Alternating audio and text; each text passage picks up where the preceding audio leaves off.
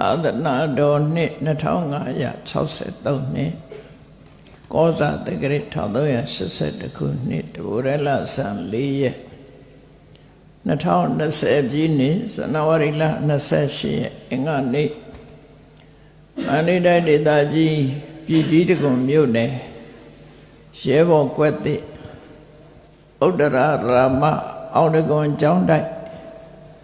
လောကချမ်းသာ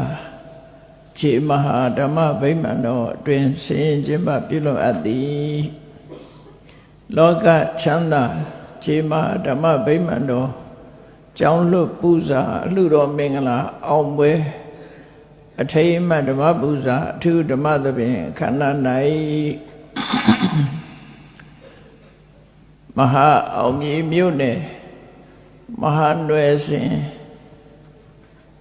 အောင်ချမ်းအေးအယဖရာသိမ်ကျောင်း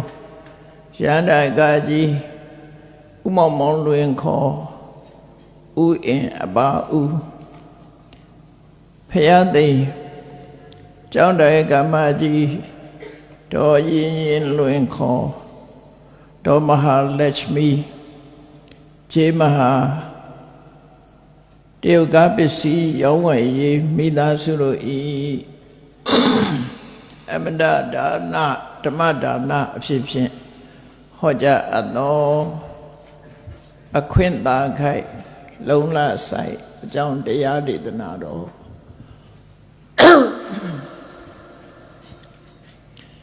ဒီကနေ့ညဓမ္မသဘင်ခန္ဓာကိုရှေဘုန်းတော်တကယ်ရှင်တော်မြတ်ဖရာ၏မဟာကရုဏာကုံကိုအာယုံပြုငါတိကျူဖွဲ့ဆိုအပ်သောဝန္ဒနာပနာမအာတိတဂါထာကိုရွတ်ဆိုပူဇော်ခြင်းဖြင့်စတင်ကြရအောင်ယောကပကောတိဟိပိအပမေယံကာလံကရွန်တော်တိဒုက္ခရာနိခေရံကတောလောကဟိတယနာထောနမောမာကာရုဏိကတတတ္တယောနာထောဝိနိယမြတ်စွာတတ္တဝါဤချမ်းသာစီးပွားလိုလားတောင်းတခုံပေါင်းခါသဖြင့်နာထမြညာခြင်းရှင်တော်မြတ်ဖရာသည်ကပ္ပကောတိဟိပိဂရေကဘာအရေးအတွက်သင်္ချာတို့ဖြင့်တော်လဲအဘေမေယံရေအတွက်တိုင်းတာဖော်ပြခြင်းဟာမစွမ်းနိုင်မှသောကာလံလေးအသင်္ချေသိဏိကဘာရှိကြသောကာလပတ်လုံးလောကဟိတယတတ္တလောကဤအကျိုးစီးပွားအလို့ငါအတိဒုက္ခရာနိဥ္စာအသက်ချေလဲအင်္ဂါမေတ္တာကြီးမာသမိတာနှင့်တထာဇနီဆွန်ញင်းကြီးဟုကျတိထဝေငါးသွဲအစုအလုံးခဲရင်သောမှုတို့ကိုကရွန်တို့ဖျားဖြစ်ရန်ဤတန်ကျိုးကုတ်အာထုတော်မူရသည်ဖြစ်၍ခေရန်လက်ချေမျက်လုံးအသက်ဆုံးလည်းရဲ့နှလုံးစိတ်ဝံကိုရောဤပင်မခြင်းသို့ကတောဘဝဒါနံကျင့်ဖျများစွာရောက်တော်မူခဲ့ရရှာလေပြီမဟာကရုဏီကံတတ္တဝါများယင်ဝေတာကေတုတနာချစ်ခေမာကရုဏာရှင်ဖြစ်တော်မူသောတသနာထသဝိနည်းများစွာတတ္တဝါဤချမ်းသာစီးပွားလိုလားတောင်းတခုံပေါင်းခါသဖြင့်နာထမြညာထိုရှင်တော်မြတ်ဖရာအားနမောယုတိပြောင်းပြော့မြမန်ကိုလျော်၍ကရောယုကျိုးရှိခိုးခြင်းသည်အထုဘဝတုစင်စစ်မသွေဖြစ်ပါစေတည်း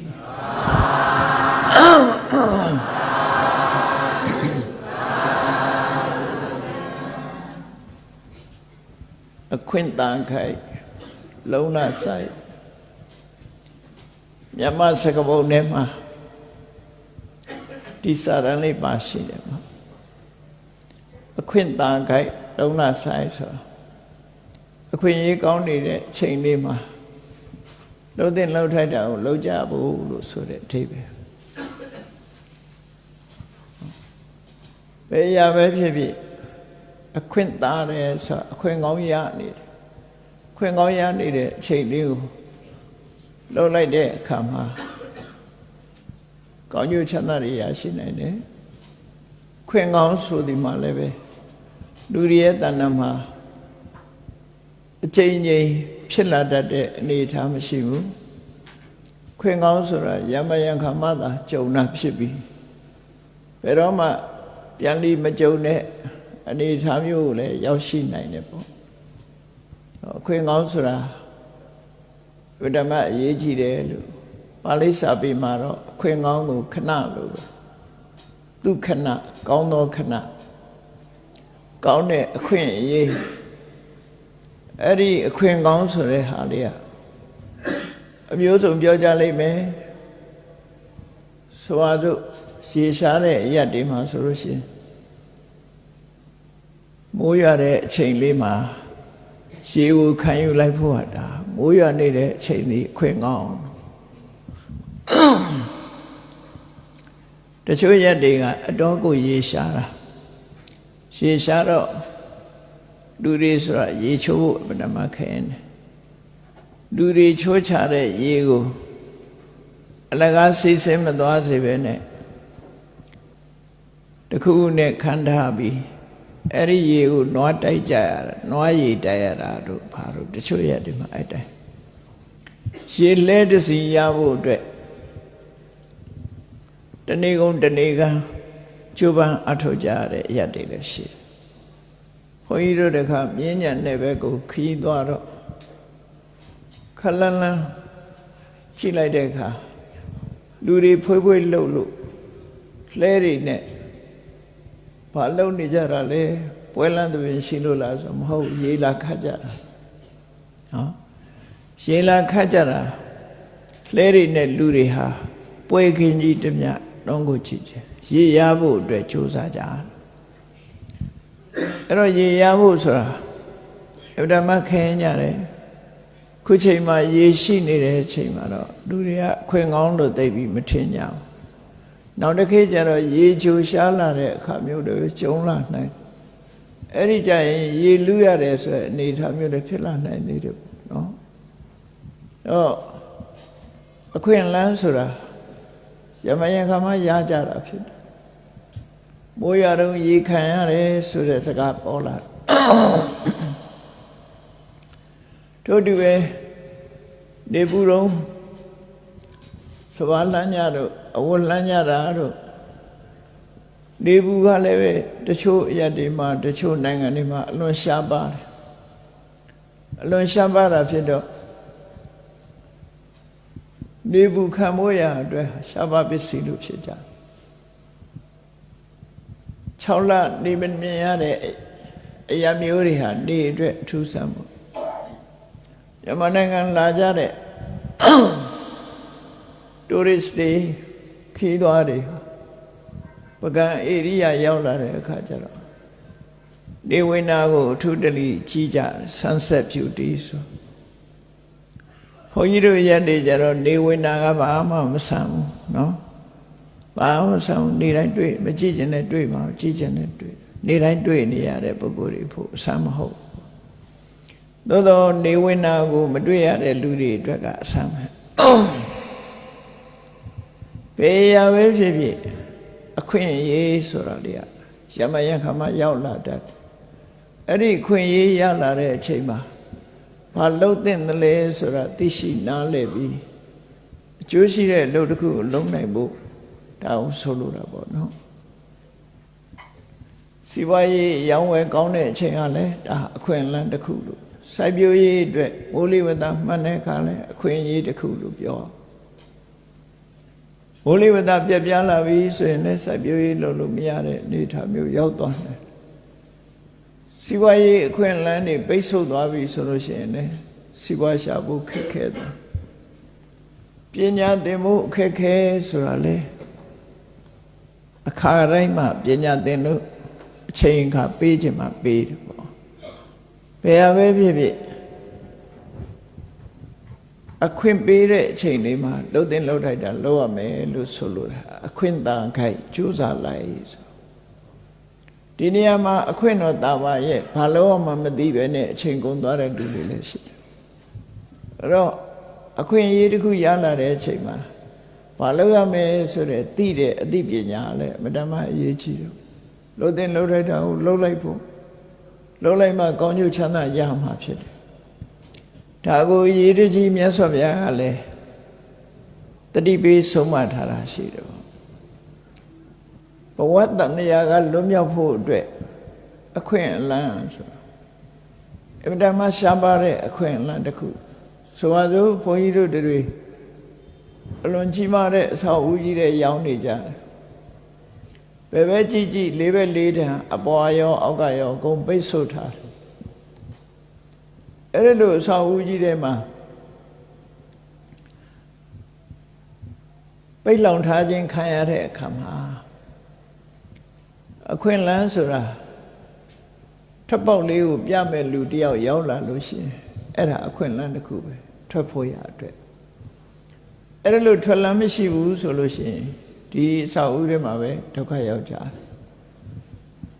အခွင့်အလမ်းလို့ခေါ်တယ်ဆောက်အဦတစ်ခုမီးလောင်နေတယ်ဆိုရင်ထွက်ပေါက်မတွေ့နိုင်မတွေ့ရင်လည်းဒုက္ခရောက်မှာသိကြထို့တူပဲတန်တရားထဲမှာလူဖြစ်နေကြတော့ဘုန်းကြီးတို့တွေဘာလူမျိုးပဲဖြစ်ဖြစ်ဘယ်နိုင်ငံသားပဲဖြစ်ဖြစ်ဘယ်ဘာသာဝင်ပဲဖြစ်ဖြစ်ဝိဉ္ဇနာခြင်းသိခြင်းဆိုတဲ့ဆင်းရဲဒုက္ခတွေနဲ့ပိတ်လောင်ထားခြင်းခံရတယ်ပေါ့ဘယ်သူမှယုံထွက်လို့မရဘူးဒီထဲမှာဘယ်သူမှယုံထွက်လို့မရဘူး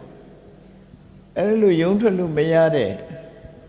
ဝိဉ္ဇနာခြင်းသိခြင်းလို့ဆိုတဲ့ဆင်းရဲဒုက္ခတွေနဲ့လောင်ပိတ်နေတဲ့နေရာကြီးမှာဝိဉ္ဇနာခြင်းသိခြင်းကလွတ်ကင်းတဲ့နေရာဟာဟောဒီလမ်းပေါ်တက်ပြီးဒီကနေသွားလို့ရှိရင်ထွက်ပေါက်တွေးနိုင်တယ်ဆိုလမ်းညွန်ပြတဲ့ပုဂ္ဂိုလ်ဟာပြတဲ့ပုဂ္ဂိုလ်ကပြလို့တကယ်လည်းထွက်ပေါက်ရသွားတယ်ဆိုအဲ့ဒါအခွင့်အလမ်းတစ်ခုအဲ့ဒီလိုအခွင့်အလမ်းပြတဲ့အခါမှာယုံကြည်သူမယုံကြည်သူနှမျိုးရှိတယ်မယုံတဲ့လူကမဖြစ်နိုင်ပါဘူးဆိုမလိုက်ဘူးဒါလည်းအခွင့်အလမ်းဆုံးရှုံးသွားခြင်းပဲအဲ့ဒီလိုယမယံခလောကမှာအလင်းရောက်ပေးနိုင်တဲ့ပုဂ္ဂိုလ်သူပုဂ္ဂိုလ်မြတ်တွေပေါ်လာလို့လူတွေကြုံတွေ့နေရတဲ့ဘဝဆက်ဝန်းကြီးတွေမှာထွက်ပေါက်ကိုတစ်ခါတစ်ခါဖော်ပြတာရှိတယ်အဲ့ဒီထွက်ပေါက်ပြလိုက်တဲ့အချိန်လေးမှာ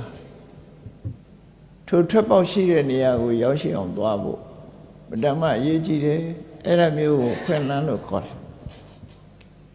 ဒီအခွင့်အရေးနဲ့ပတ်သက်ပြီးတော့လေဒီဆရာတော်ကြီးကတတိပေးဆုံးမထားတဲ့ကြပြလေးတွေမှာအဆုံးသတ်တွေရှိတယ်ခွင့်သာခိုက်မှမလိုက်ခြင်းလဲအမိုက်နဲ့ပြင်ရှိသေးလေလေခွင့်သာခိုက်မှမလိုက်ဘူးဆိုရင်မိုက်ထားကြမယ်ပေါ့ခွင့်သာဒုံမှမယုံခြင်းလဲအရှုံးနဲ့ပြင်ရှိသေးလေလေခွင့်သာတော့မယုံဘူးဆိုရင်ဒီအရှုံးကမင်းနဲ့ပို့ပြီးတော့ရှုံးတဲ့လူလောကမှာရှိမှာမဟုတ်ဘူးဘယ်ရပဲဖြစ်ဖြစ်ခွင့်သာတဲ့အချိန်အဲ့ဒါလို့တန်တရားဝကလွတ်ကင်းမှုအခွင့်သာတဲ့အချိန်ဆိုတာအလုံးကိုကြာညောင်းမှတွေ့ရတာစီးပွားရေးအခွင့်အလမ်းတွေဆိုတာတွေ့တတ်ပါရဲ့ပညာရေးအခွင့်အလမ်းတွေဆိုတာလည်းအလွယ်တကူနဲ့တွေ့ပါရဲ့စိုက်ပျိုးရေးအခွင့်အလမ်းရောင်ရည်ဝယ်တာအခွင့်အလမ်းဆိုတဲ့ဉာဏ်နဲ့အခွင့်အလမ်းတွေကမကြာခဏကြုံတတ်ကြတယ်သို့တော့တန်တရားဝကလွတ်ဖို့လမ်းပြတယ်ဆိုတဲ့အလင်းရောင်ရတဲ့အခွင့်အရေးကတော့မတမရှာပါတယ်လို့ပြောဘာသာတိုင်းဘာသာတိုင်းဟာတန်တရားကလွတ်ကင်းဖို့လမ်းပြနိုင်စွာမရှိဘူးပြတော့ပြကြတယ်ဒီနိဋ္ဌာလို့ဆိုတဲ့ဘဝတစ်ခုအပြည့်သက်ဆိုတဲ့စကားလုံးမှာနိဋ္ဌာပြည့်စုံခြင်းတန်တရားဝကလွတ်ကင်းခြင်းလို့ဆိုတဲ့တနည်းအားဖြင့်ပြောမယ်ဆိုရင်ပါဠိဘာသာမှာမောက္ခတက္ကရာစကားနဲ့ပြောရင်မောက္ခလို့ခေါ်တယ်အဲ့ဒီမောက္ခမောက္ခဆိုတဲ့လွတ်မြောက်တယ်ဆိုတဲ့နေရာဆဲဒုက္ခတွေကလွတ်မြောက်သွားတယ်လို့သတ်မှတ်တာဘာသာတစ်ခုနဲ့တစ်ခုမတူကြဟိန္ဒူဘာသာအနေနဲ့မောက္ခဘာကိုသတ်မှတ်တယ်ဆိုရင် ဝိဇ္ဇာအဝိဇ္ဇာတမ္မပုံကစကွဲပြားတယ်အတိညာဆိုဒီမှာဝိဇ္ဇာလို့ခေါ်တဲ့အတိညာတို့တွေကိုသာဝရဖရာလို့ခေါ်တဲ့ပြမကြီးကဖန်ဆင်းတယ်လို့သိခြင်းဟာဝိဇ္ဇာမသိခြင်းကအဝိဇ္ဇာဒါသိအတိညာနဲ့အတိညာမရှိမှုနဲ့ကွဲပြားခြားနားမှုတွေရှိတယ်ဘုရားရဲ့ဆုံးမကြတော့သစ္စာ၄ပါးလို့ခေါ်တဲ့အမှန်တရားကိုသိရှိခြင်းဟာဝိဇ္ဇာအမှန်တရားကိုမသိခြင်းကအဝိဇ္ဇာတော့တတ်မှတ်တယ်အဲ့လိုတတ်မှတ်တော့သစ္စာ၄ပါးကိုသိမှအမှန်တရားကိုတွေ့တယ်လို့ဘုရားရဲ့တန်းစင်ကြတော့အလိုဟိန္ဒူဘာသာနဲ့ပတ်သက်လာတဲ့အခါသစ္စာ၄ပါးလို့မဆိုတော့ဘဲနဲ့ဖန်ဆင်းတဲ့ပြမကြီးကိုသိမယ်ဆိုရင်ဒါမောက်ဒီဝိဇ္ဇာလို့ခေါ်တယ်ဖန်ဆင်းထားတဲ့ပြမကြီးနဲ့ကောင်းကင်ဘုံမှာအတူပြန်လဲပေါင်းစုံခြင်းဟာမောက္ခလွတ်မြောက်ခြင်းဘုရားဘာသာမှာတော့အကြောင်းကုန်လို့ခန္ဓာ၅ပါးတွေရပ်ဆိုင်သွားတယ်အကြောင်းတရားတွေကဖန်တီးနေတဲ့ခန္ဓာ၅ပါးဟာနောက်ထပ်ပြီးတော့မဖြစ်တော့ဘူးခန္ဓာ၅ပါးဆိုတော့ဆင်းရဲဒုက္ခအဆုံးသတ်သွားခြင်းဒီမောက္ခအဲ့တော့မောက္ခလို့ပြောတဲ့လွတ်မြောက်ခြင်းဆိုတဲ့တမတ်ချက်စံနေဟာဘာသာတစ်ခုနဲ့တစ်ခုနဲ့မတူကြဘူးမတူဘူးဘုရားကိုယုံကြည်ကိုးကွယ်တဲ့ပုဂ္ဂိုလ်တွေကဘုရားရဲ့ဆုံးမတဲ့အတိုင်းလိုက်နာကျင့်သုံးပြီးတော့လွတ်မြောက်မှုကိုရယူကြတယ်တခြားဘာသာကိုယုံကြည်မြတ်နိုးတဲ့ပုဂ္ဂိုလ်တွေကလည်းသူတို့ဘာသာအားလျော်စွာဒီလိုက်နာကျင့်သုံးပြီးတော့လွတ်မြောက်မှုကိုရယူကြတယ်သို့တော့ဘယ်ဟာကအစစ်မှန်လဲဆိုတော့တာမန်လူတွေသိဖို့ဓမ္မခဲတယ်တာမန်လူတွေကုန်သိဖို့ဆိုတာမတန်ခဲအဲ့ဒါကိုသိတဲ့အသိဉာဏ်ရဖို့ဆိုတာကျင့်ကြံကြိုးကိုပွားများအထောက်ရမယ်ကိုယ်ရင်ထဲမှာရှိတဲ့တတိဆိုတဲ့ mindfulness ပညာလို့ဆိုတဲ့ wisdom အဲ့ဒီတစ်ခုအသုံးချပြီးတော့အကြောင်းအကျိုးဆင်ခြင်သုံးသပ်နိုင်မှမောက္ခဆက်စွာတွေ့တယ်ပေါ့အိန္ဒိယနိုင်ငံမှာဖီလိုဆိုဖီတွေများစွာပေါ်ထွန်းခဲ့တယ်အဲ့ဒီမှာနိဂန္ဓဝါဒလို့ခေါ်တဲ့ဒီကနေ့ခေတ်မှာဂျိန်းဝါဒလို့ခေါ်တဲ့ဝါဒအရာမောက္ခကဘာလို့ဆိုအတိညာတဘုံကိုသူတို့က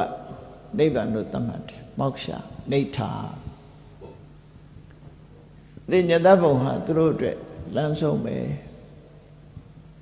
သို့သောဘုရားဘာသာအရအတိညာတဘုံမှာသရုတ်ထဇံအောင်မြင်အောင်ကျင့်သုံးလို့ရှိရင်အတိညာတဘုံရောက်တယ်စိတ်ကိုမုန်းတီးပြီးတော့သရုတ်ထဇံရလို့ရှိရင်တော့အတိညာတဘုံရောက်တယ်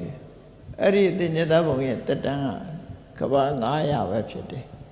ကဘာ900ပြည့်သွားလို့ရှိရင်ပြန်လည်လာအောင်မှာလို့အဆုံးသတ်လို့မတတ်မှတ်ဘူးပြန်ပြီးတော့ရောက်လာအောင်မယ်လို့ပဲဒီလိုသတ်မှတ်တယ်ထို့တူပဲစတိလလို့ခေါ်တဲ့စံကြထုံးတဲ့ယသိရိရဲ့မောက္ခကအာဘတရပြမဘုံသူတို့ကသတ်မှတ်တယ်ဟိန္ဒူတွေကတော့ပြမဆိုတဲ့ခုနကဖန်ဆင်းရှင်ကိုလမ်းဆုံးပတ်နိုင်ဖြစ်သတ်မှတ်တယ်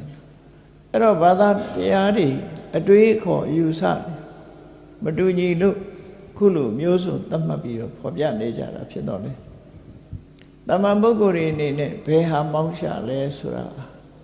မှန်းဆသိပြီးတော့သာနေထိုင်ကြတာဖြစ်တယ်ပေါ့သို့သောအသိဉာဏ်ရှိပြီးတော့ကျင့်ကြံကြိုးကိုပွားများအထုတ်မယ်တကယ်ကိုယ်ပိုင်ဉာဏ်အသိဉာဏ်ရအောင်ကြိုးစားအထုတ်မယ်ဆိုမှမင်္ဂနဲ့လမ်းကြောင်းကိုရောက်ရှိနိုင်တာဖြစ်တယ်ဘာသာတရားဆိုတာဆင်းရဲဒုက္ခတွေလွတ်မြောက်တဲ့နည်းကိုအဓိကသင်ကြားတာပဲဖြစ်တယ်မြတ်စွာဘုရားရဲ့အဆုံးအမဟာလည်းပဲနှစ်ပိုင်းခွဲလို့ရတယ်တန်တရားထဲမှာချမ်းသာစွာတဘဝကနေတဘဝကိုကူပြောင်းရတဲ့အနေအထားမှာလူဘုံနတ်ဘုံလို့ဆိုတဲ့ချမ်းသာတဲ့ဘုံလေးကို နေထိုင်ရပြီးတော့တန်တရားလဲရတယ်တန်တရားတော့လဲမှာပဲလဲပြီးဆိုရဲကအိုခြင်းနာခြင်းသိခြင်းဆိုတာတော့ဘယ်သူမှရှောင်လို့မရဘူးဒါသဘာဝတရားအိုခြင်းနာခြင်းသိခြင်းဆင်းရဲကလွဲလို့ရှိရင်ဒါနကောင်းမှုလုပ်တဲ့လူတွေဟာလူဘဝမှာပစ္စည်းဥစ္စာပြည့်ပြည့်စုံစုံချမ်းသာစွာနေရတယ်ဒါအထောက်ကိုသီလလုံခြုံစွာကျင့်သုံးလာခဲ့တဲ့ပုဂ္ဂိုလ်တွေကလူဘဝမှာချမ်းချမ်းမာမာနဲ့အသက်ရှိစွာနေရတယ်ဒါအထောက်ကိုခေါ်တယ်အဲ့ဒီလိုအခြေခံ morality ဆိုတဲ့ကိုယ်ကျင့်တရားနဲ့ဒါနတရားကိုလိုက်နာကျင့်သုံးခြင်းအပြင်အိုခြင်းနာခြင်းဆင်းရဲဒုက္ခကမလွတ်သေးတော့လေတန်တရားထဲမှာတဘွားကနေတဘွား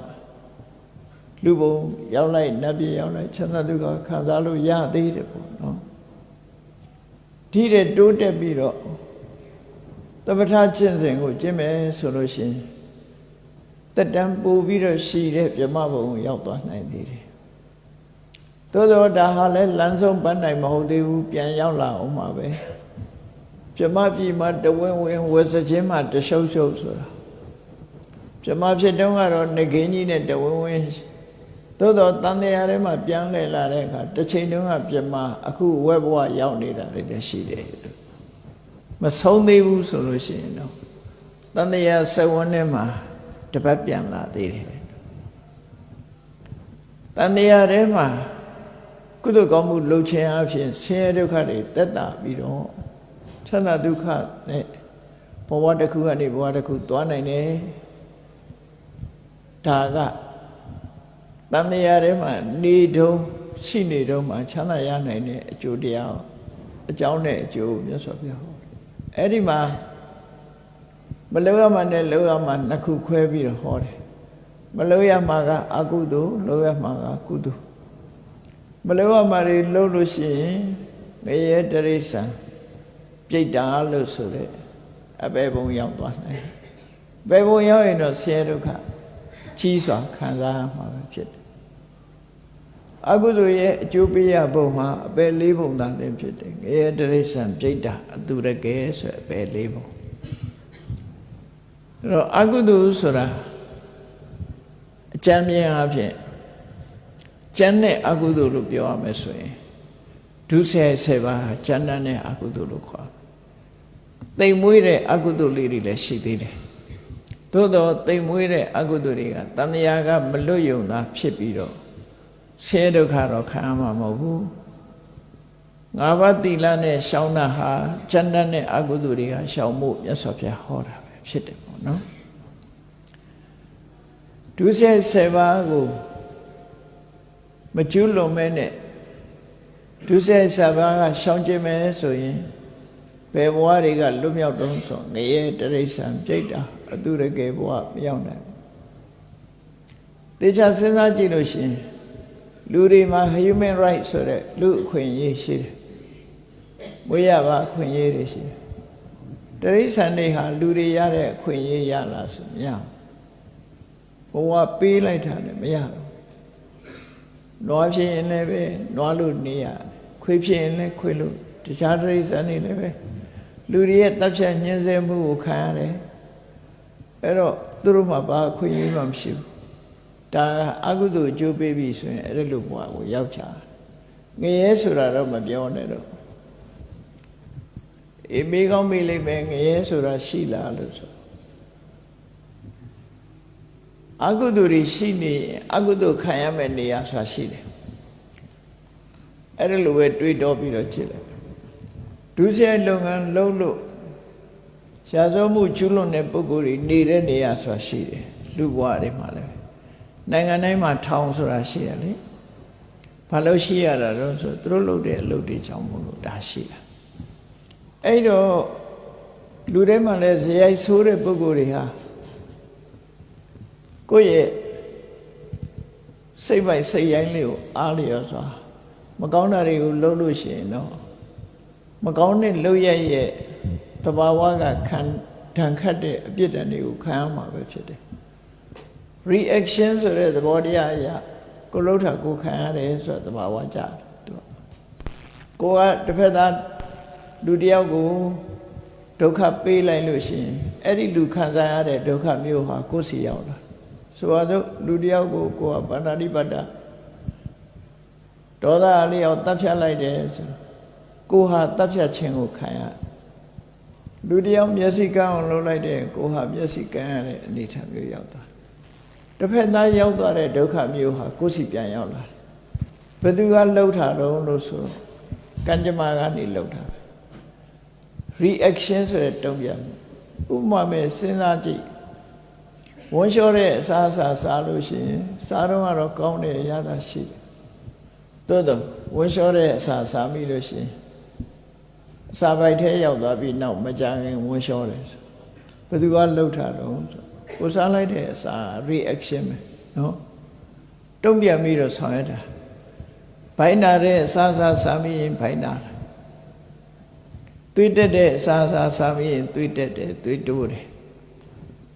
စီးကျုတက်မဲ့အစာစားမိရင်စီးကျုတက်တယ်ဒါလူတိုင်းသိနေတဲ့ဟာတွေပဲအဲ့ဒီလိုပဲ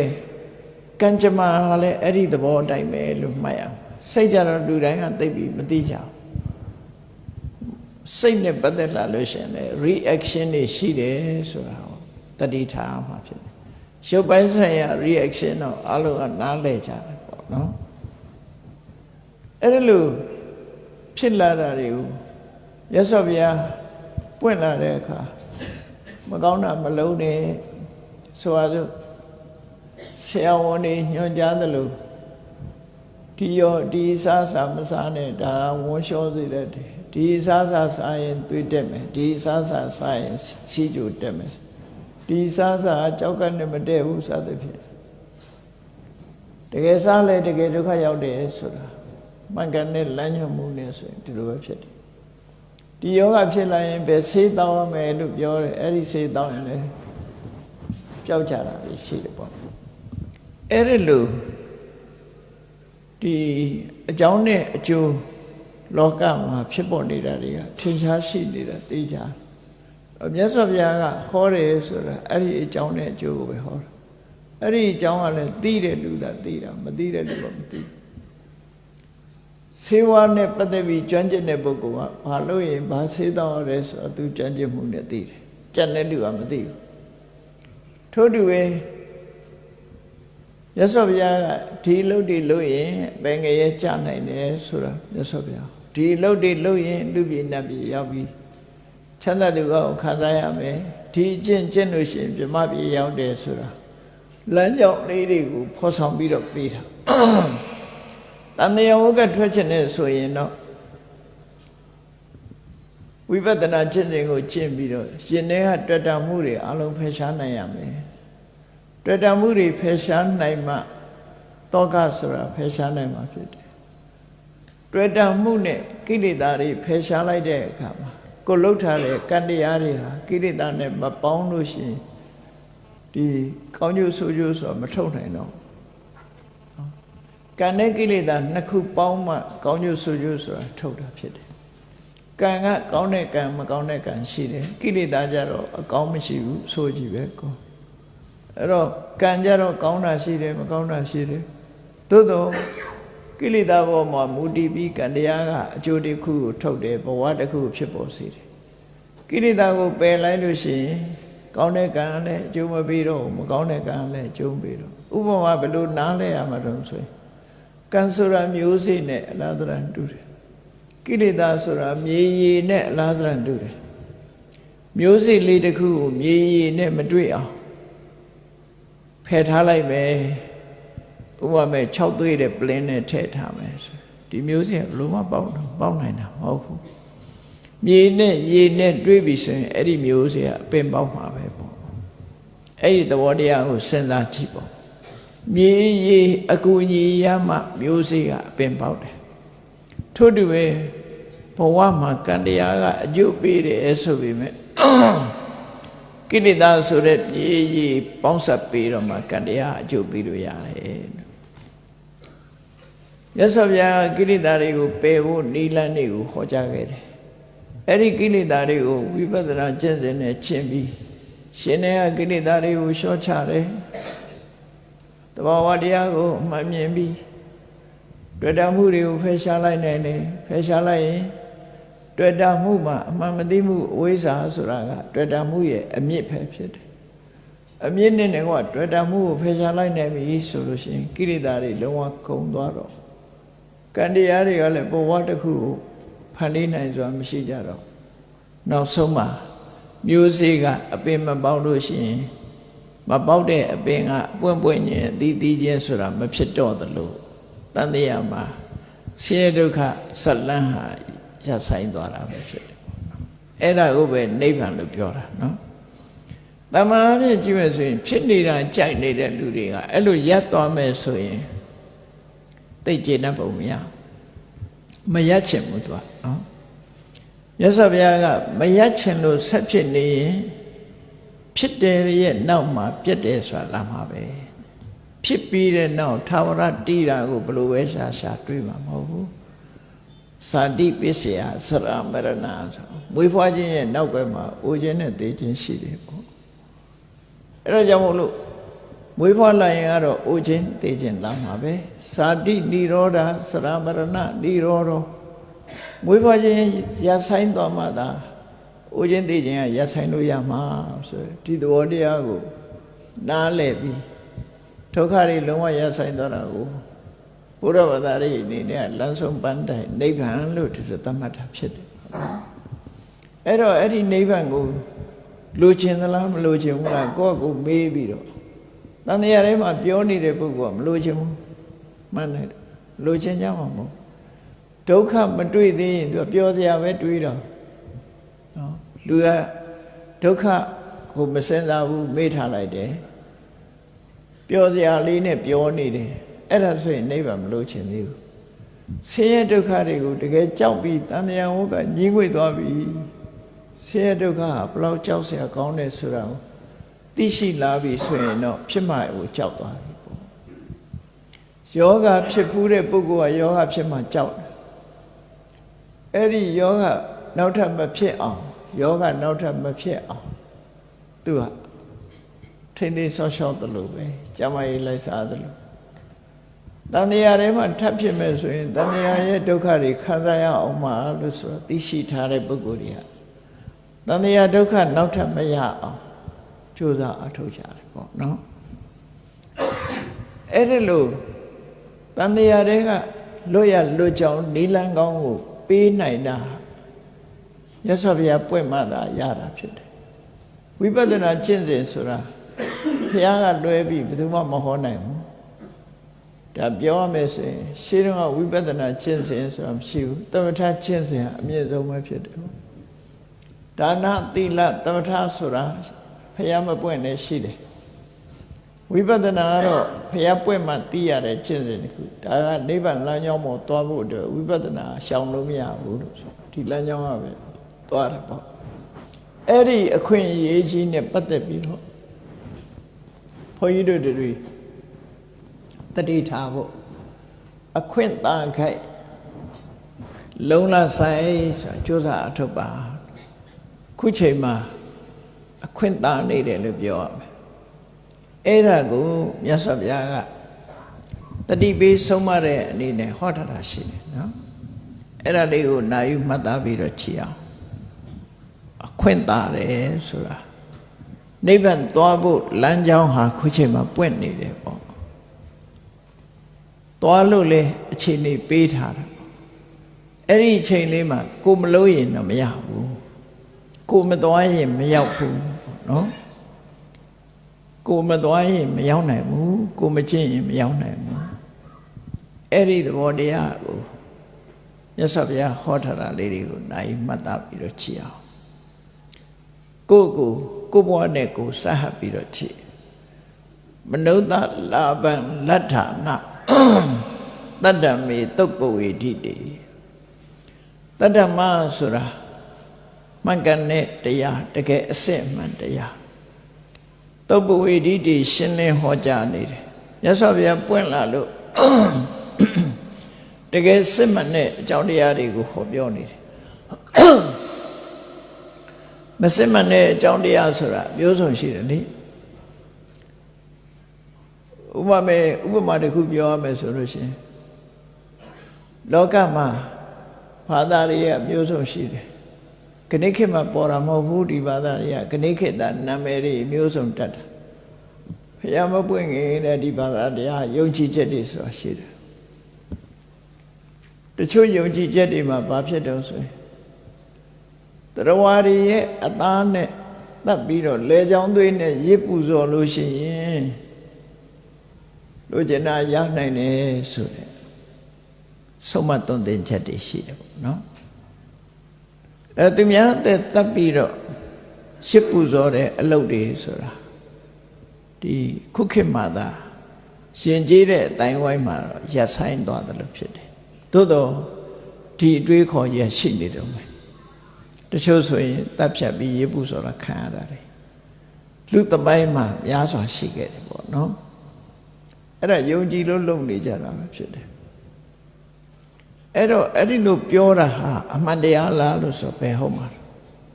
တိုက်ဆိုင်သွားတဲ့အခါမှာလူတွေကထင်ကြတာထင်ကြတော့ကိုလို့လို့ဖြစ်တယ်လို့ထင်နေကြတယ်ဘယ်ရပဲဖြစ်ဖြစ်တခါတလေတိုက်ဆိုင်မှုတွေအဟုတ်လို့လူဖြစ်သွားတတ်တယ်တိုက်ဆိုင်မှုနဲ့ပဲသွားနေကြချဲရီထိုးတာတစ်ချိန်တော့ဗမာပြည်မှာချဲထိုးတယ်ဆိုတာနော်လူတွေဟာတော့လုံးကြအဲ့တော့ချဲပေးတဲ့ပုဂ္ဂိုလ်ဘယ်ပုဂ္ဂိုလ်ကဘယ်ကနန်းထိုးလိုက်ဆိုတော့ထိုးမတော်တဆပေါက်လာလို့ရှိရင်ဟာမှန်တယ်ဆိုပြီးတော့ဖြစ်တယ်နော်မှန်တယ်ဆိုတာကကျဲလောင်သွားပြီမမှန်ဘူးဆိုတဲ့လူတွေကကုတ်နေကြအဲ့တော့နေမြကိုယ်ကစဉ်းစားရမှာအကယ်၍သာအတက်ပေါက်မယ်လို့သိရင် तू က तू တိတ်ထိုးမှာပေါ့ဘယ်သူပြောမှာတော့ရှမ်းပြောလိုက်ပြီးတော့မှန်သွားတာကိုဟာတရားစွမ်းတယ်လို့လူတွေကထင်ကြဗျာတကယ်ကတော့တကယ်အစွမ်းမဟုတ်ဘူးเนาะအဲ့လိုပဲမျိုးစုံလောကမှာမမှန်မကန်တွေကိုအမှန်ကန်လို့ထင်ပြီးတော့ယုံကြည်ကြတာတွေများရှိတယ်မြတ်စွာဘုရားကတော့အဲ့လိုဟာမျိုးမဟုတ်ဘူးတတ္တမေတကယ်ကိုစစ်မှန်တဲ့တရားကိုသုတ်ပွေတိတွေဘုရားပွင့်လို့ဟောကြားနေတဲ့အခါမှာမနုဿလဗ္ဗံလက်ဌာနလူဘဝကိုရရှိလာကြတယ်ဘုန်းကြီးတို့တွေခုမြတ်စွာဘုရားဟောတဲ့တရားတွေဟာခုချိန်ထိအောင်ထင်ရှားရှိနေတယ်အဲ့ဒီတရားဓမ္မတွေထင်ရှားရှိနေတဲ့အချိန်လေးမှာလူဘဝရလာကြပြီနော်လူဘဝရလာကြပြီမြတ်စွာဘုရားကအကယ်၍တရားမဟောဘုရားဟောတဲ့တရားမရှိဘူးဆိုတဲ့နေရာမှာလူဖြစ်ရင်လည်းပဲဒီအမှန်တရားကိုသိဖို့မဖြစ်နိုင်မြတ်စွာဘုရားဟောတဲ့အမှန်တရားတော့ရှိတယ်ကိုကလူမဖြစ်ဘူးဆိုရင်လည်းအခွင့်အရေးမရဘူးအဲ့တော့ဘုရားဟောတဲ့တရားတွေကလည်းရှိနေတယ်သိနိုင်ခွင့်ရှိတယ်ကိုယ်တိုင်ကလည်းပဲလူဘဝရနေတယ်ဆိုတော့ဒါအခွင့်ကောင်းလို့ပြောတာနော်ဒါဟာအခွင့်အရေးပဲလို့ဆိုလို့အဲ့ဒါကိုတတ္တမေသုတ်ပွေတိတိမြတ်စွာဘုရားကအမှန်တရားကိုဟောပြောထားတဲ့အချိန်လေးမှာမနုဿလဗ္ဗံလက်ဌာနလူဘဝကိုရရှိပြီးတော့ယေခဏနာရိကိစ္ဆန္တိအဲ့ဒါကိုအခွင့်ကောင်းလို့မသိကြဘူးတဲ့အခွင့်ကောင်းလို့မသိဘူးဒီအချိန်မှာတို့ဟာကြိုးစားလိုက်လို့ရှိရင်နိဗ္ဗာန်ချမ်းသာကိုရသွားနိုင်တယ်အသိဉာဏ်နဲ့ရနိုင်တယ်ဆိုတာဒီအခွင့်ကောင်းကိုမသိဘူးမသိတဲ့အခါကျတော့အတိနာမင်းတိတေခဏအဲ့ဒီပုဂ္ဂိုလ်တွေဟာအခွင့်ကောင်းကြီးကိုလက်လို့ဆုံးရှုံးသွားပါ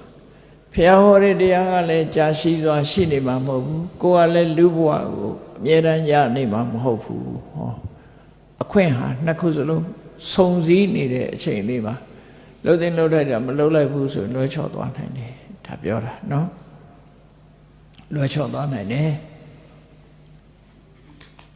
ဘဟုဟိအခဏဝုဒ္ဓမက္ခတအန္တရာယေကမင်္ဂနဲ့လမ်းစဉ်ရဲ့အနှောင့်အယှက်ဖြစ်အခွင့်အရေးမရနိုင်တဲ့အခြေအနေတွေဟာလောကမှာအများကြီးပဲတဲ့အခွင့်မသာတာအဲ့တော့အခဏဆိုတာမင်္ဂနဲ့အခွင့်အလမ်းမဟုတ်ဘူးဆိုပါစို့လောကမှာဘုရားကပွင့်နေတယ်သစ္စာလေးပါးတရားကိုဟောနေတယ် ကိုကငရဲရောက်နေတယ်လို့လုံးနာနိုင်ဘူးနော်မဆုံဘူးကိုကဘုရားဟောတဲ့အချိန်မှာငရဲခံနေရဘုရားကတရားဟောနေတဲ့အချိန်မှာကိုကတိရစ္ဆာန်ဖြစ်နေတယ်အခွင့်အလမ်းလွတ်နေတယ်ဘုရားကတရားဟောနေတဲ့အချိန်မှာကိုကပြိတ္တာဘုံရောက်တယ်မြတ်စွာဘုရားကအမှန်တရားဟောတဲ့အခါမှာကိုကမကြားနိုင်တဲ့ရုပ်သာရှိတဲ့ပြမနာနာရှိတဲ့ပြမမျိုးဖြစ်နေတယ်ဘုရားတရားကိုကြားနာဖို့ခွင့်လန်းမရှိဘူးဟောဒါတွေကအခဏလို့ခေါ်တာနော်အခွင့်မသာတော့ဘူးမြတ်စွာဘုရားတရားဟောတဲ့အခါမှာတရားသာမကြားရတဲ့ချောင်းကျူးချောင်းကြားတောအုံ6ချားမှာလူရိုင်းမျိုးတဲ့ကိုသွားဖြစ်နေတယ်ဟောခွင့်ရမရဘူးမြတ်စွာဘုရားတရားဟောနေတဲ့အချိန်မှာကိုဟာဆွမ်းအာနာမကြခုခေတ်ဆိုရင်အော်တစ်ဆင်တို့ဘာတို့နော်ဆွမ်းအာနာမကြပုဂ္ဂိုလ်မျိုးဖြစ်နေတယ်ခွင့်လည်းမရဘူးမြတ်စွာဘုရားတရားဟောနေတဲ့အချိန်မှာကိုဟာမယုံကြည်တဲ့ပုဂ္ဂိုလ်ဖြစ်မယုံကြည်ခြင်းဟာလည်းပဲခဏတစ်ခုဆုံးရှုံးခြင်းပဲဖြစ်တယ်ဒါလည်းအခွင့်အလမ်းတစ်ခုဆုံးရှုံးပြပြနေခြင်းပဲမြတ်စွာဘုရားတရားဟောနေတဲ့အချိန်မှာဒီကိုဟာအခုလိုမမမကန်တဲ့နေရာမျိုးတွေတရားကိုနားလည်နိုင်စွာမရှိတဲ့အရာမျိုးတွေဖြစ်နေလို့ရှိရင်ဒါအခွင့်အရေးတွေလက်လွတ်ဆုံးရှုံးနေတယ်လို့ပြောဖြစ်တယ်နော်အခုလိုကြောင်းကြီးတွေဆောက်လုပ်ပြီးတော့လှူဒန်းနိုင်တဲ့ကုသိုလ်မျိုးဟာတရိစ္ဆာန်တွေကောင်ကလုံနိုင်တာမဟုတ်ဘူးလေငရဲရောက်တဲ့ပုဂ္ဂိုလ်တွေကလုံနိုင်တာမဟုတ်ဘူးလေနောက်ဒီလိုယုံကြည်ချက်မရှိဘူးဆိုရင်လည်းဒီလိုလှူမျိုးလှူနိုင်မှာမဟုတ်ဘူးအခုတော့အခွင့်ကောင်းလို့ကိုဟာဒီကုသိုလ်ကောင်းမှုကြီးကိုရလိုက်ပြီဒါကိုပြောတာအခွင့်အလမ်းဆိုတာနော်အဲ့ဒီအခွင့်အလမ်းရလို့ကုသိုလ်ကောင်းမှုလုံးမိလိုက်ပြီဆိုရင်ဒီလိုဆောက်ဦးမျိုးတစ်ခုကိုဆောက်လို့လှူဒန်းလိုက်ရတဲ့ပုဂ္ဂိုလ်တွေအနေနဲ့ကတော့ကိုလှုပ်ထားတဲ့အလုတ်ကသာသနာတော်နဲ့တန်ဃာတော်တွေကိုရည်စူးပြီးတော့မြတ်စွာဘုရားကိုပူဇော်လှူဒန်းထားတယ်ဒီလိုဆောင်းဦးကြီးလှူထားတာကိုယ့်ရင်ထဲမှာဖြစ်ပေါ်လာတဲ့စေရနာတွေဒီပီတိတွေဟာလူချမ်းသာကိုလည်းပေးနိုင်တယ်နတ်ချမ်းသာကိုလည်းပေးနိုင်တယ်နောက်ဆုံးနိဗ္ဗာန်ချမ်းသာမိမိကဥတည်ချက်ထားလိုက်မယ်ဆိုနိဗ္ဗာန်ထီအောင်ပို့ပေးနိုင်တယ်အကြောင်းတွေအထောက်ပံ့တွေကိုယ့်ရင်ထဲမှာဖြစ်သွားပြီဒီလိုဆွလို့တယ်ပေါ့အခြေခံအကြောင်းတွေကိုယ်မှရသွားပြီဒါအခွင့်ကောင်းလို့ပြောတာလူကတော့လူကျင်တဲ့စိတ်ရှိတယ်ငွေကြေးတဏမပြည့်စုံလှူနိုင်မြန်ငွေကြေးတဏတော့ပြည့်စုံတယ်လှူကျင်တဲ့စိတ်မရှိဘူးမလှူနိုင်မြန်နော်ငွေကြေးတဏလည်းပြည့်စုံတယ်လှူလည်းလှူကျင်တယ်လှူစရာနေရာမရှိဘူးမလုံးနိုင်မြန်အခွင့်အလမ်းဆိုတာအကြောင်းတွေအလုံးစုံစည်းသွားခြင်းကိုပြောတာအဲ့ဒါလို့အကြောင်းတွေစုံစည်းသွားတဲ့အချိန်တွေမှာကိုလုံးလိုက်ပြီဆိုရင်တော့ကောင်းတဲ့အကျိုးရရှိဖို့ရသေချာပေါက်ဖြစ်သွားပြီတဲ့ဒါကြောင့်လောကမှာအခွင့်အလမ်းဆိုတာမတမနေတယ်တဲ့ကရာစိကရဟစိလောကေဥပ္ပစ္စန္တိတထဂတာမှန်ကန်တဲ့လမ်းကြောင်းကိုညွှန်ပြနိုင်တဲ့ပုဂ္ဂိုလ်သူမြတ်ဖျားဆိုတာဟာယမယံခမသာလောကမှာပေါ်လာတတ်တာတဲ့မြေရန်ပေါ်နေမှာမဟုတ်ဘူးဒီလိုဆိုလို့တယ်ကိုယ်နဲ့ဆုံစည်းမိဖို့အမတမခဲနေအဲ့ဒါကိုတတိပိစကားပြောတယ်တယိတံတမုခိပုတ္တံယံလောကသမိန်သူထုံလပါတမန်ခွင့်ရေးတွေကကြုံကြိုက်နိုင်တော်လဲပဲအခုလို့ရသော်ဘုရားရဲ့နဲ့တရားဓမ္မကိုကြားနာခွင့်ရတယ်ဆိုတဲ့ဒီအခွင့်အရေးဟာအတော်ကိုကြုံမှုခက်တဲ့အခွင့်အရေးတစ်ခုပါတဲ့အဲ့ဒါဟာခုချိန်မှာဒီအခွင့်အရေးကြီးကိုမျက်မှောက်ထင်ရှားကြုံတွေ့နေကြရပြီမြန်မာနိုင်ငံလူတွေကြည့်လိုက်မယ်ဒီဘုရားသာသနာတော်လည်းကြုံတွေ့တယ်ဘုရားဟောတရားတွေလည်းကြားနာခွင့်ရကြတယ်ရှင်တွေကတရားတရားလည်းရှိတယ်ဒါအခွင့်အရေးကြီးပဲနော်အဲ့ဒီအခွင့်အရေးကြီးမှာကိုယ်အတိုင်းအတာတစ်ခုရအခွင့်ကောင်းကိုအသုံးချလိုက်မယ်ဆိုလို့ရှိရင်ကုသိုလ်ကောင်းမှုတွေဟာရရှိသွားမှာပဲဖြစ်တယ် ရှင်ထဲမှာကုသိုလ်ကောင်းမှုတွေအများကြီးရတယ်ဒီလိုကြောင်းကြီးမဆောက်နိုင်လို့တို့ကကြောင်းဆောက်တဲ့အခွင့်အရေးမရဘူးလို့ဒီလိုပြောလို့မရဘူးအဆောက်အဦတစ်ခုတမန်အဆောက်အဦတစ်ခုဆောက်လို့ရင်လည်းကြောင်းဆောက်တဲ့အလှလူမျိုးပဲအဲ့ဒီလိုကိုတက်ထိုင်တဲ့အတိုင်းအတာကနေပြီးတော့ကုသိုလ်ကောင်းမှုတွေဒါနကောင်းမှုလုပ်လို့ရတယ်သီလဆောက်တည်လို့ရတယ်ကမ္မထာဘာဝနာပွားများအထုလို့ရတယ်ဆိုရယ်အခွင့်အလမ်းတွေရှိနေတယ်ဒါကြောင့်အဲ့ဒါကိုရည်ညွှန်းပြီးတော့မနုဿပฏิလာဘောစာ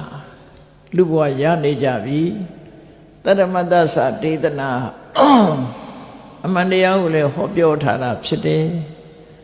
အလံဝါယမိတုံတထအတ္တကာမေနသန္တုနာဒီလိုအချိန်မျိုးမှာကိုကျိုးကိုစီးပွားကို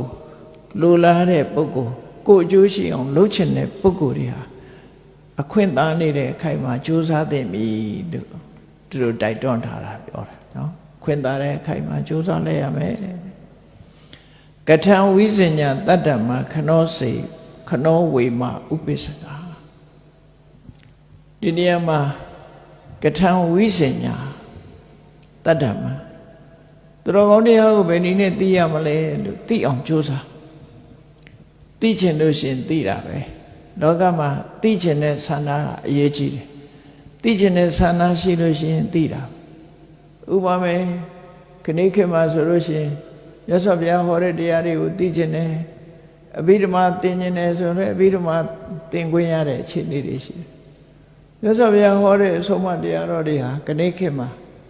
မြန်မာလိုလည်းရေးသားထားတာရှိတယ်အင်္ဂလိပ်လိုလည်းရေးသားထားတာတွေရှိတယ်တော့ဒီခွင့်လန်းတွေဘာတွေဟောထားတော့ဘာတွေရေးထားတော့သိကျင်တယ်ဆိုရင်လေးလက်ဖတ်ရှုကြည့်လို့ရနိုင်တဲ့အနေအထားမျိုးတွေအခွင့်လန်းတွေလို့ခေါ်တယ်အဲ့ဒါတွေကိုသိနိုင်တဲ့နိလန်းတွေရှိလို့ကြိုးစားအထောက်အမှာဖြစ်တယ်လို့သူတို့ဆိုလို့နော်ခနောဝေမဥပိ္ပစကာဒီအခွင့်ရေးကြီးလက်လွတ်မသွားပါစေနဲ့တဲ့ဘာကြောင့်လို့ဆိုရင်ခဏတိတာဟိသောစန္တိနိရိယမိတမပိတာအခွင့်ရေးကြီးလက်လွတ်သွားပြီးတော့ပြောသလိုနေသွားရင်လူဘဝမှာပစ္စည်းဥစ္စာတွေလည်းချမ်းသာပါရဲ့ရှာဖွေလို့လည်းရပါရဲ့သို့တော့နေစဉ်နဲ့အမျှပြောသလိုနေသွားတယ်တောင်းလိုက်စားလိုက်ပြောလိုက်ပါလိုက်နဲ့အဲ့လိုနေသွားလို့ဘဝတစ်ခုဟာမတော်တဆအဆုံးသတ်သွားပြီဆိုကိုယ်မှဘာမှမရှိတဲ့အချိန်သွားလို့ရှိရင်တော့နောက်ဆုံးမှာမကောင်းတဲ့ဘုံဘဝရောက်သွားပြီဆိုရင်နိရိယမိသမပိတာအပင်ငရဲဆင်းရဲဒုက္ခတွေနဲ့ကြုံတွေ့နေရပြီဆိုရင်တော့အဲ့ဒီမှာကြာရှည်စွာစိုးရိမ်ရတယ်စိုးရိမ်နေရတယ်ဆိုတာအဲ့ဒီအချိန်မှာစိတ်နှလုံးပူဆွေးပြီးတော့နေကြရတယ်လို့ဆိုလို့ဒါကြောင့်မို့ဒုက္ခဘုံသားတွေရဲ့အမှားစကားလို့ဆိုတဲ့မှာတကယ်ကိုငရဲဘုံလို့ဆင်းရဲဒုက္ခဘုံရောက်သွားတဲ့ပုဂ္ဂိုလ်တွေအလုံးဟာနောင်တရကြတယ်ငါတို့လူပြေပြန်ရရင်တော့ဘာတွေလုပ်လိုက်မယ်နဲ့ဆိုပြီးတော့ပြောကြတယ်လူပြေတုန်းကမလုပ်ခဲ့မိတာမှားလိုက်တာတို့ဆင်းရဲဒုက္ခခံနေရပြီလူပြေရောက်ရင်တော့တို့ဒါနကောင်းမှုတွေလုပ်မယ်သီလတွေစောင့်တည်မယ်အချိန်လွန်သွားတဲ့အခါမှာတဒန္တရာနဲ့အဲ့ဒီမှာဆိုရင်တော့ကရောက်ကြရတယ်ဆိုတာရှင်မမောဂလန်ကိုယ်တိုင်နတ်ပြည်ကြွလိုက်ငရဲဘုံကြွလိုက်ကြွပြီးတော့ဒီအတွေ့အကြုံတွေကိုဟောပြောပေးတာရှိတယ်နတ်ပြည်ကအတွေ့အကြုံတွေကိုဟောတာဝိမာနဝတ္ထုလို့ခေါ်တယ်ငရဲဘုံကပြိတ္တာဘုံကအတွေ့အကြုံတွေဟောတာကြတော့ပေတဝတ္ထုလို့ခေါ်တယ်အဲ့ဒီဇတ်လန်းလေးဟာတကယ်ပဲဖြစ်ပျက်ခဲ့တဲ့အကြောင်းအရာတွေကိုဟောထားတာဖြစ်လို့အကြောင်းနဲ့အကျိုးမကောင်းတာလုပ်လို့မကောင်းကျိုးရတယ်ကောင်းတာလုပ်လို့ကောင်းကျိုးရတယ်ဆိုတာဟာဒါစစ်မှန်တဲ့အကြောင်းနဲ့အကျိုးဖော်ပြခြင်းပဲဖြစ်တယ်အဲ့ဒီပုဂ္ဂိုလ်တွေဟာဆင်းရဲဒုက္ခကြုံနေတဲ့အခါမှာနောင်တပူပန်ပြီးတော့စိတ်နှလုံးထဲမှာဆင်းရဲဒုက္ခကြုံကြရတယ်ငါတို့မလုံးမိတာမှားလိုက်လေခြင်းဆိုပြီးနော်အဲ့ဒါလိုဖြစ်ကြရတယ်အဲ့ဒီအချိန်မှာဘာလုပ်လို့ရဘာလုပ်လို့မရတော့လွန်သွားပြီဘာမှလုပ်လို့မရတော့ဘူး အဲ့ဒါကိုပြောတာခဏတိတာဟိသောစန္တိအခွင့်ကောင်းကြီးကိုအခွင့်ကြီးဟာဆုံးရှုံးလွန်မြောက်သွားပြီဆိုရင်နဲ့ကောင်းတာမလုံးမိသည့်အတွက်ကြောင့်ပင်ငရဲကြပြီးတော့ဆင်းရဲဒုက္ခကြီးစွာခံစားပြီးစိတ်ဆိုရင်တော့ကရောက်ကြရတယ်တဲ့ဒါကြောင့်မို့အခုလိုခွင့်ကောင်းတဲ့အချိန်လေးမှာဣဒစေနံဝိရာဒေတိတတ္တမတ္တနိယမတ္တသူတော်ကောင်းတရားမှာခိုင်မာတဲ့ယုံကြည်ချက်ခိုင်မာတဲ့သဘာဝရအောင်မြတ်စွာဘုရားပေါ်မှာခိုင်မာတဲ့ယုံကြည်ချက်နဲ့ခိုင်မာတဲ့ပညာအဆုံးပြောမယ်ဆိုရင်သောတပန်ဘဝမျိုးယုံကြည်မှုခိုင်မြဲသွားတဲ့အနေအထားမျိုးရအောင်လုပ်တဲ့နဲ့မလုပ်ဖဲလွဲချော်သွားမယ်ဆိုရင်တဲ့လုံနိုင်ရဲ့တန်းနဲ့မလုပ်ဖဲလွဲချော်သွားမယ်ဆိုရင်ဝါနိဇောဝအတိတထောစိရတံအနုတပိတတိရတာတော့ကမယူလိုက်ဖဲနဲ့လွဲချော်သွားတဲ့အခွင့်အရေးတစ်ခုလွဲချော်သွားတဲ့ခုံတယ်တယောက်ဟာအဲ့ဒီကြမှာမလုံးမိတာမှားလေခြင်းဆိုပြီးတော့အစင်ထာဝရစိတ်ပူနေရတတ်တယ်ဒါကြောင့်မို့လုံးမိအောင်ကြိုးစားပါခွင့်ရေးတစ်ခုရအောင်ဆိုပြီးတတိပေးတယ်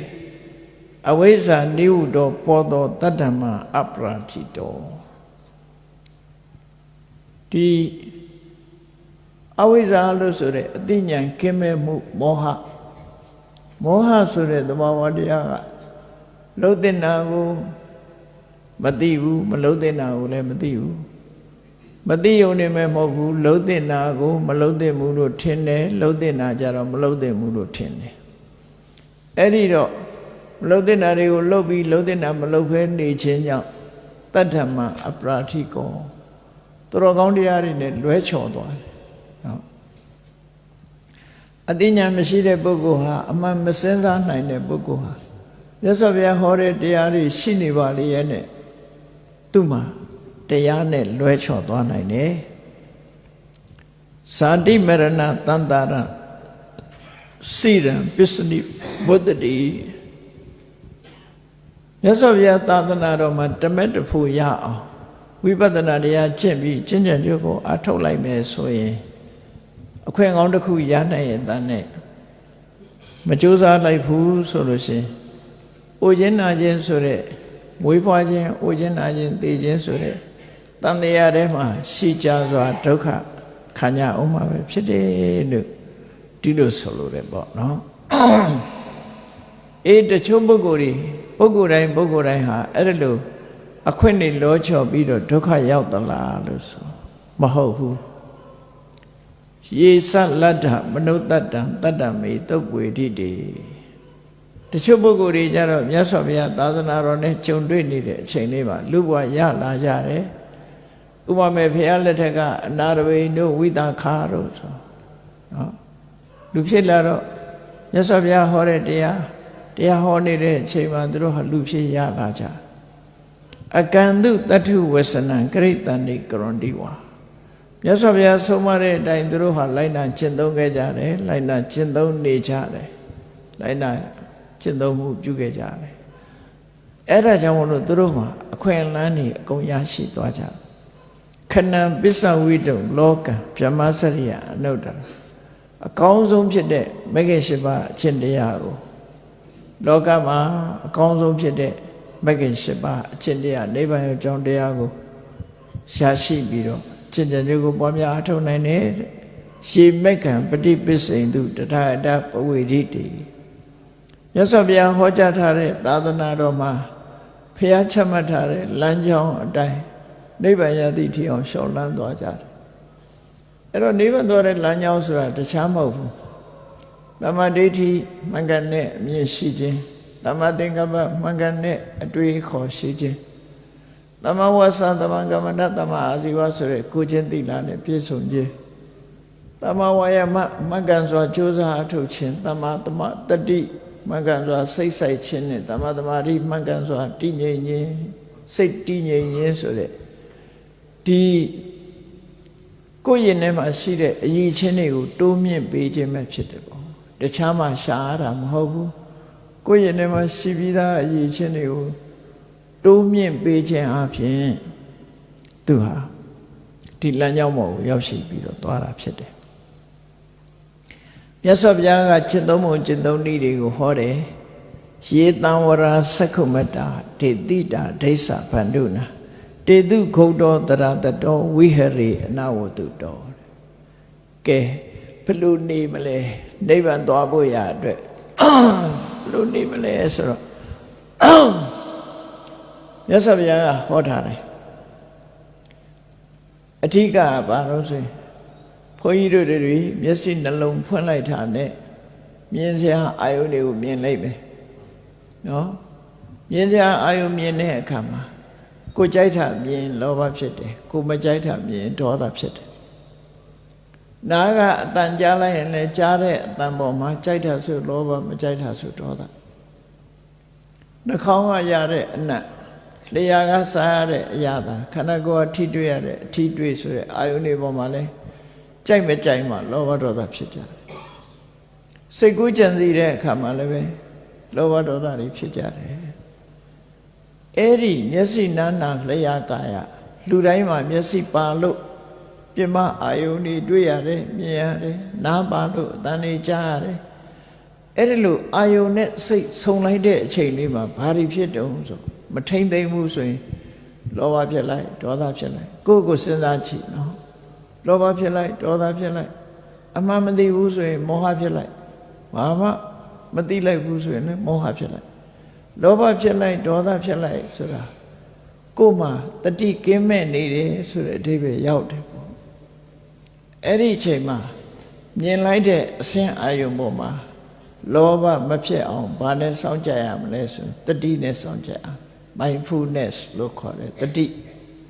အာယုံစူးစိုက်နေမယ်လောဘဖြစ်မယ်ဆိုရင်ဟောငါလောဘဖြစ်ပြီဒေါသဖြစ်မယ်ဆိုရင်ငါဒေါသဖြစ်ပြီလောဘဒေါသငါမဖြစ်အောင်ထိမ့်မယ်ဆိုတဲ့တတိကလေးအဲ့ဒီနေရာမှာလိုအပ်လာတယ်ဒါကြောင့်မို့လို့ဘုရားဘာသာမဟုတ်တဲ့နိုင်ငံတွေကတော့မှအခု mindfulness လေ့ကျင့်ခန်းဆိုတာလုပ်နေတယ်နော် mindfulness လေ့ကျင့်ခန်းဆိုတာကိုယ်စိတ်လေးကဘာတွေဖြစ်နေတယ်လဲဆိုတာကိုယ့်ကိုယ်စောင့်ကြည့်ရ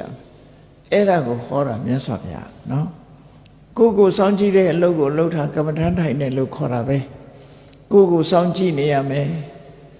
မြင်တဲ့အာယုံပေါ်မှာငါကြိုက်ရင်လောဘဖြစ်သလားမကြိုက်ရင်ဒေါသဖြစ်သလားကြားရတဲ့အတန်ပေါ်မှာငါကြိုက်ရင်လောဘဖြစ်သလားမကြိုက်ရင်ဒေါသဖြစ်သလားအဲ့ဒီအကုသိုလ်တွေဖြစ်သလားဆိုတာကိုသိအောင်စောင့်ကြည့်စောင့်ကြည့်နေတာဟာတတိလို့ခေါ်တယ်စောင့်ကြည့်လို့ဘလို့ထင်ရမယ်လို့သိလာတယ်လောဘကိုသိတယ်ဒေါသကိုသိတယ်ပညာလို့တတိတမ္ပစေညာလို့ခေါ်တယ်အဲ့ဒီ mindfulness and comprehension ကိုလေ့ကျင့်ရလို့ဒါတရားကျင့်နေဆိုတာအဲ့ဒါလို့ကျင့်ရမှာပဲเนาะအဲ့ဒါလို့မကျင့်ဘူးအခုရေတံဝရာသက္ခုမတ္တာဒေတိတာဒိဋ္ဌဗန္ဓုနာမြတ်စွာဘုရားကဟောတယ်ဘလို့စောင့်စည်းရမယ်ဆိုတာဟောတယ်စောင့်စည်းတယ်ဆိုတာစိတ်ထဲမှာလောဘမဖြစ်အောင်ဒေါသမဖြစ်အောင်ထိန်းနိုင်ရမယ်ဘာနဲ့ထိန်းမလဲတတိနဲ့ပညာနဲ့ထိန်းရတတိပညာဘယ်ကရမလဲဆိုရင်လေ့ကျင့်ရမယ်နော်တခြားကဝယ်ယူเสียမလိုဘူးကိုယ်ထဲမှာရှိတဲ့တတိနဲ့ပညာနဲ့စောင့်ကြည့်အဲ့ဒါလို့စောင့်ကြည့်လိုက်လို့ရှင်ဘာဖြစ်တော့တေတုဂုတ်တော်တရတတော်ဝိဟရေနဝတုတော်စောင့်ကြည့်လိုက်တာနဲ့တပြိုင်နက်တတိအမြဲတမ်းရှိနေလိုက်တာနဲ့တပြိုင်နက်မြင်တဲ့အာယုံပေါ်မှာလည်းလောဘဖြစ်တာဒေါသဖြစ်တာမောဟဖြစ်တာမရှိဘူးကြားတဲ့အတန်ပေါ်မှာလည်းလောဘဒေါသမောဟမဖြစ်တော့ဘူးနော်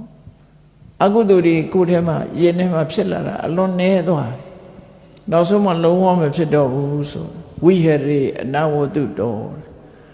ကိလေသာတွေနဲ့ညစ်ပေမှုမရှိဘဲနဲ့ကိုယ်ဟာစိတ်ကလေးဟာအမှန်တမ်းတန့်ပြန့်သွားတယ်စဉ်းစားကြည့်လိုက်လေလောဘဖြစ်နေတဲ့စိတ်လေးဟာမတန့်ပြန့်ဘူးဒေါသဖြစ်နေတဲ့စိတ်ဟာလည်းပဲမတန့်ပြန့်ဘူး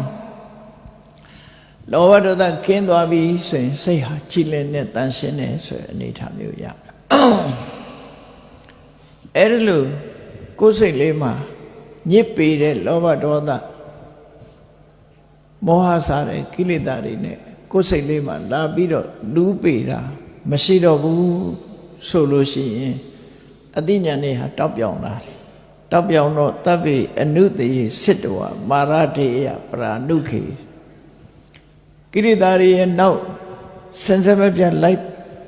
ကိရိတာတွေစင်စမပြတ်ဖြစ်စေနိုင်တဲ့အခြေခံအကြောင်းဖြစ်တဲ့အနုတယ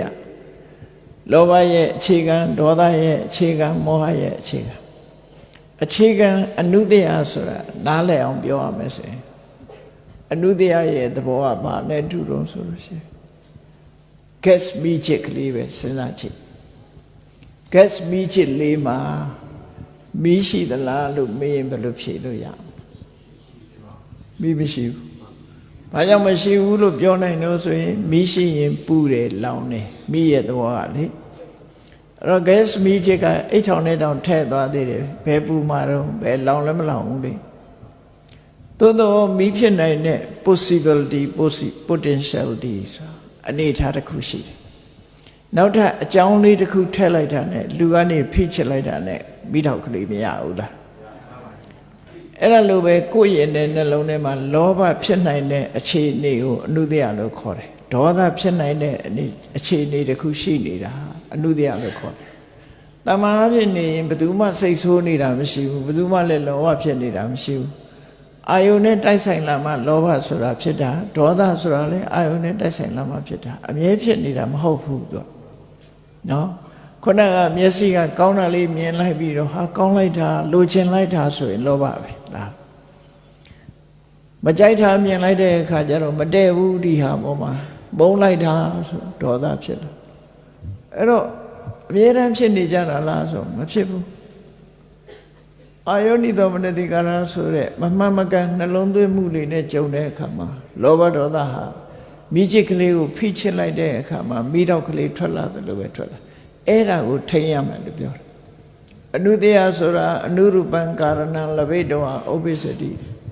နောက်ထပ်အကြောင်းတစ်ခုထပ်ပေါင်းလိုက်တာနဲ့တပြိုင်တည်းပေါ်လာနိုင်တဲ့အနေအထားတစ်ခုကိုအနုတ္တယလို့ခေါ်တယ်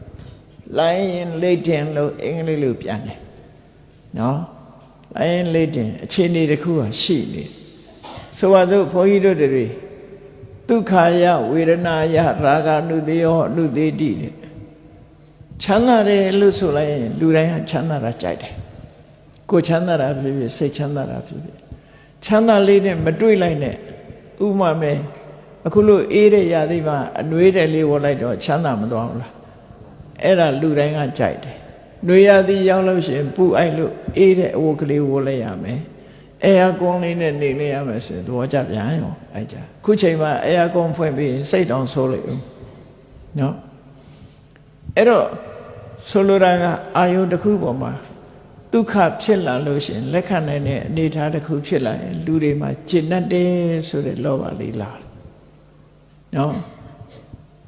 အခုချိန်သာအေယာကွန်ကြီးဖွင့်ပေးထားလိုက်လို့ရှိရင်ဟာအေးလိုက်တာဘယ်သူကဖွင့်တော့ဆိုရင်အေးနဲ့တွေ့ရင်စိတ်ဆိုးမယ်သိကြတယ်ဒေါသဖြစ်မယ်အဲ့တော့လောဘဖြစ်လိုက်ဒေါသဖြစ်လိုက်ဆိုတဲ့အခြေအနေတစ်ခုပေါင်းစပ်လာတဲ့အခါမှာဖြစ်လာတဲ့လောဘဒေါသတွေကိုနောင်ဖြစ်ခွင့်မရအောင်ဆိုလိုတာကစေပညာစကားနဲ့ပြောမယ်ဆို positive လို့အနုတ္တယဆိုတာ positive ဖြစ်နော် HIV positive ဘာ positive SIBO positive နော် B တို့ A တို့ positive ဖြစ်တယ်ဆိုတာသူက activate မဖြစ်သေးရင် positive အဲ့တော့လူရဲ့ခန္ဓာကိုယ်ထဲမှာဘုန်းကြီးတို့တွေမှာလူတွေကတမာအဖြစ်သဘောကောင်းတယ်လို့ထင်ကြတယ်စိတ်ဆိုးအောင်လုပ်ကြည့်ပါလားဒေါသထွက်လာဘယ်ရောက်လာစိတ်ဆိုးအောင်လုပ်တဲ့အကြောင်းပေါ်မှာမူတည်ပြီးဒေါသဖြစ်လာကြတယ်အဲ့ဒါလို့ဖြစ်မလာအောင်ဘယ်လိုပဲစိတ်ဆိုးအောင်လုပ်မဆိုးတော့တဲ့အနေထားဆိုတော့ gas မီးချစ်လေးမှာထဲမှာ gas တွေအကုန်လုံးတွန်းပြလိုက်ထက်မထက်နဲ့တော့နော်ပြီးတော့ဘိန်းလုံးကိုလည်းဖြုတ်ပြလိုက်အဲ့ဒီအချိန်မှာလက်နဲ့ပွတ်ချင်နိုင်ပေါ့မိတော့ထွက်ပါမလားထွက်တော့ positive ကပျက်စီးသွားပြီ negative ဖြစ်သွားပြီ negative ဖြစ်သွားပြီဆိုရင်တော့မလာတော့အဲ့တော့အနုတ္တယကိုဖြတ်တယ်လို့ဆိုတာဖြစ်နေတဲ့တဏှာရာဂတော့လောဘဒေါသကိုဖယ်တာမဟုတ်ဘူးဖြစ်နိုင်ကြရှိတာကိုဖယ်လိုက်လို့ရှိရင်ဒီလောဘဒေါသတွေကငြ ငြိမ်သွားတယ်လို့သူတို့ဆိုလို့ပဲပေါ့နော်အခြေအနေကိုဖယ်ရမှာဖြစ်တယ်တပ္ပိအနုတယေစစ်တဝါမာရတေယပရဏုကေမမေတရားခန္ဓာနဲ့တန်တရားကိုအစဉ်လျောက်လိုက်ပါတတ်တဲ့အနုတယဆိုတဲ့ကိလေသာတွေကိုလုံးဝဖြတ်တောက်ပြီးတော့ပြစ်ပါတဲ့အဲ့ဒီလိုလုံးဝဖြတ်တောက်ပြစ်နိုင်ပြီဆိုရင်တေဝီပါရင်ကတိလောကေရေပတ္တာအတဝခေယနောက်ဆုံးမှာကိုယ့်ရင်နဲ့နှလုံးထဲမှာစီးဝင်လာနိုင်တဲ့လောဘဆိုတဲ့တရားတွေဒေါသဆိုတဲ့တရားတွေမောဟဆိုတဲ့တရားတွေကိလေသာဆိုတဲ့အတဝတွေပေါ့နော်အဘိဓမ္မာရတော့အတဝတရား၄ပါးတဲ့ဟောတာသုတ္တန်ရပြောမယ်ဆိုရင်ကိလေသာမှန်သမျှအတဝပဲအဲ့ဒီအတဝဆိုတဲ့စီးဝင်စေတတ်တဲ့ကိလေသာတွေလုံးဝကုံဆုံးသွားလို့ရှိရင်ဘဝရဲ့တစ်ဖက်ကံဒီဘက်ကံကမငြိမ်းချမ်းမှုဟိုဘက်ကံကငြိမ်းချမ်းတယ်ဒီဘက်ကံကအိုခြင်းနာခြင်းသိခြင်းရှိတယ်ဟိုဘက်ကံရောက်လို့ရှိရင်အိုခြင်းနာခြင်းသိခြင်းမရှိတော့ဘူးဆိုရဲနိဗ္ဗာန်ဆိုရဲဟိုဘက်ကံကိုရောက်သွားနိုင်တယ်လို့အခုလို့မြတ်စွာဘုရားသာသနာတော်မှာဖျားလဲပွင့်နေခေါ်ထားတဲ့တရားတွေနိဗ္ဗာန်အကြောင်းတရားတွေလည်းအမှန်ကန်နေရှိနေတယ်နော်ကိုယ်ကလည်းလူဖြစ်တယ်ရင်ထဲကသရာလည်းရှိတယ်အသိဉာဏ်လည်းရှိတယ်ဘာလို့တော့လှုပ်ဖို့ပဲလိုတယ်လို့ဆိုလိုတယ်နော်လှုပ်ဖို့တခုတည်းပဲလိုတယ်မိချစ်ဖူးလေးအိတ်ထောင်နဲ့ထည့်ထားတယ်မီးလို့ချင်းဘာလို့သေးတော့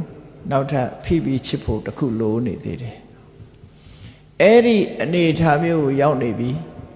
မြတ်စွာဘုရားသာသနာတော်နဲ့လည်းဂျုံတဲ့တရားဓမ္မတွေဤစနစ်တွေလည်းရှိတယ်ကိုယ်လည်းလူဖြစ်တယ်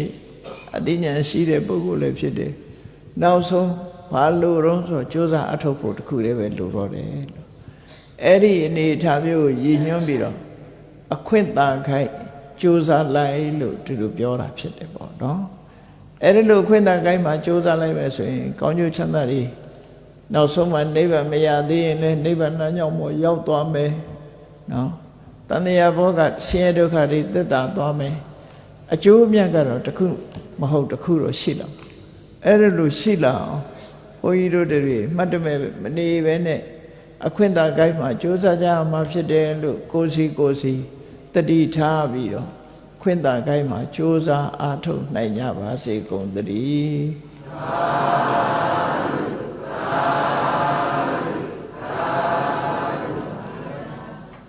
မေတ္တာပို့ရအောင်တတ္တဝါများစွာဖေးရန်กว่าချမ်းသာကြပါစေမေတ္တာရေချမ်းသုံးငါဖြံငြိမ်းချမ်းကြပါစေမေတ္တာရေချမ်းသုံးငါဖြံငြိမ်းချမ်းကြပါစေသက်ရှိချမ်းမာစိတ်ချမ်းသာလူရဆန္ဒပြည့်ပါစေသက်ရှိချမ်းမာစိတ်ချမ်းသာလူရဆန္ဒပြည့်ပါစေဘုံလန္တံဒုက္ခပင်္ဂစာမေတ္တာပုံနေတုသင်္ကမမနောတရတိတဗ္ဗိတံဘဝယံတုဒုက္ခနကမေတ္တာပုံနေတုသင်္ကမစုပေါင်းဖို့အမေတ္တာတဟုရောင်မြူပါဝင်းဝေလာမင်းနှင့်ရောင်ခြင်းရှဲယုံပေါင်းဆောင်ရခြင်းကြောင့်တဗ္ဗိတံကျွေးမဲ့ဥဒ္ဓုံလုံးစုံများစွာတတ္တဝါတို့၏မနောတရတိမြင်မြန်ဖြူစင်အေးကြည်လင်းသည့်ရေစဉ်ပြည့်တင်းစိတ်နှလုံးတည်ဟုသောရေအိုင်ကြီးအတွင်၌ဒုက္ခပင်အစာစင်ထောရအိမြจิตာတာယာပွင့်လန်းချမ်းသာဒုက္ခတည်ဟုသောကုမုဒ္ဒရာကြာပန်တို့သည်ဖုံးလန္တဝန္တာရွှေမြူဝမုံလူလျက်ကြည်နူးပွဲကြုံဖူးပွေးညကုန်သည်ဖြစ်၍ဒုက္ခနကလေအောင်လေးတဲ့ရောရှက်သင်ပြန်ပိဋိတိဟုသောယနံတို့သည်ဘဝယံတုကောင်းစွာမဲ့သွေကြိုင်လိုက်၍နေကြပါစေကုန်သတည်း